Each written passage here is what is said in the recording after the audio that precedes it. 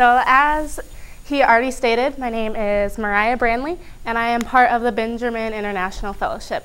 I was at St. Matthew's National School, which is located in Ireland.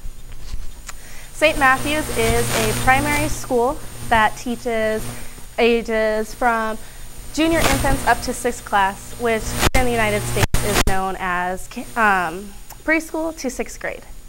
I was located in a 3rd class, or known as 3rd grade to everyone here.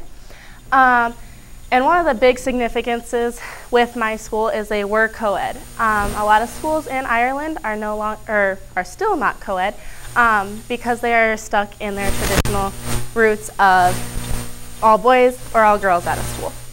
And as I already kind of stated, my school was located in Sandymount, which is a suburb of Dublin. This was the school I was located at. Many of the schools I saw had the large gates and stone walls to keep the kids in, which was a lot different than what I had experienced. I don't know what you guys experienced, but we just had little fences to kind of keep us in. And this was my class. We had 30 students, 20 boys and 10 girls. So as you can imagine, it got a little lively at times. And it actually was a lot more diverse than maybe you would think looking at the picture. I had a lot of students from other European countries and even some from Africa.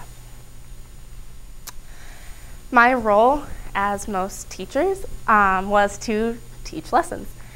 I had 2 to 3 lessons a week that I gave, which was significantly less than I did here in the United States, so it was kind of nice, I guess. When I wasn't doing my lessons, though, I helped with the normal grading of papers, helping with classroom management, and helping her prepare for her lessons as well. I also got to help with some of their behavioral students, which was a great impact to see the difference between how we handle it versus how they handle it.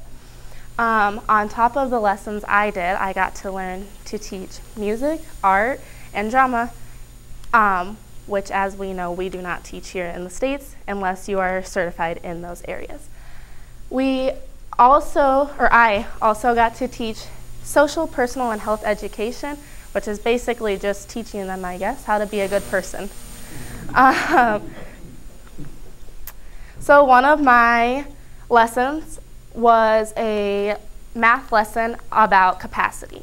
And in order to teach them about capacity and how to use measuring tools and how to measure out the millimeters, we did a lesson called Delicious Drinks. And the students had to make the best drink they possibly could for my teacher and myself by using apple juice, orange juice, fizzy water, etc. Another one went along with the SPHE curriculum, and what I did is I first read the book, Have You Filled a Bucket Today?, which again basically just teaches them how they can be nice to people, how they can make someone else's day better. After we read that and came up with some examples, I had the students write on a puzzle piece about the student sitting next to them and how they could fill the bucket. And then later we put it all together to just show the connection between the whole class rather than just the student sitting next to them. The one that really pushed my comfort zone and may not have seemed all that difficult really was an art lesson. Because as I stated, I've never taught art, obviously. So right before their Easter break, I came up with a lesson in order to have them build an Easter basket for Easter. So one of the big things I learned is that the United States isn't the only place that has strict guidelines that we have to follow. As many of you probably know, just from your own experience of going through school, school can get kind of dull because the teachers might be taught to teach in fun ways but aren't really allowed to within their school district. My school did have to follow strict guidelines, but at the same time they were allowed to integrate interactive lessons, and they were actually encouraged to. So that being said, I got to teach the way Cornell actually taught me to teach, just not the realistic view for the States. But it did teach me that I would like to teach at a school that allows me to have interactive lessons for the students. I also learned how to manage myself. Going over there, I originally thought I would have a group of college students with me, and that wasn't the case. I was the only one over there. I luckily had my host family, but for transportation, I had to figure out how and when and where I was getting by myself. My host family would try and help me out a little bit, but for the most part, it was by myself. I financially had to support myself, well, with the help of the fellowship, but I had to manage my money, figure out how much I was going to spend on food and rent and everything each week. I also was able to make the connections with another country, maybe if I want to go internationally someday, or just to help me in future job searches. And obviously it gave me the experience with cultural differences and knowing how to handle that within my future classrooms.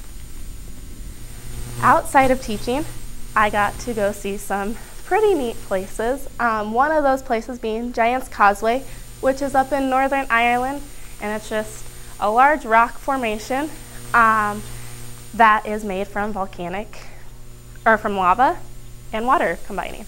So, the next one was Cliffs of Moher, where, as you can see, is just miles of cliffs, and you just walk along the edge and it just drops down straight beside you, so. And then the last thing I got to see while I was there was St. Patrick's Day in Dublin. Their theme being past, present, and future. So this is a picture of what maybe the future might look like one day for people's houses. So with all that being said, I would like to thank my donor, Blair Benjamin, and my site supervisor, Sarah Connolly, who was my mentor teacher, and my principal, Naomi Russo, as well as my faculty sponsor, Cindy Posler. Thank you.